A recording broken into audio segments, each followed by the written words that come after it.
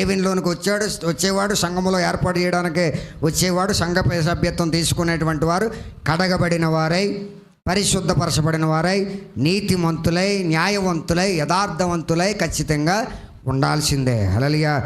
ఎందుకంటే యేసుక్రీస్తు వారు సంఘాన్ని ప్రేమించాడు కనుక అందులో కలంకమైనను ముడతైనను అట్టిది మరి ఏదైనాను లేకుండా పరిశుద్ధమైనదిగా, నిర్దోషమైనదిగా, మహిమగల సంఘముగా. హల్లెలూయా. ఈ సంఘములో ఏం ప్రవేశిస్తుందమ్మా? దయ్యాల నివాసం చేయట్లే.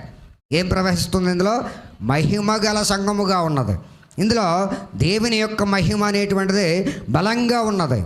ఈ మహిమ కారణంగా ఎవరి నామము మహిమపరచబడుతుంది అంటే దేవుని నామము మహిమపరచబడుతుంది. హల్లెలూయా.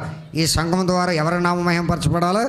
దేవుని నామమే మహిమపరచబడాలి. ఎందుకంటే దేవుడు ఈ సంఘమును కలంకమైన దానిగా కాకుండా కలంకము లేనిది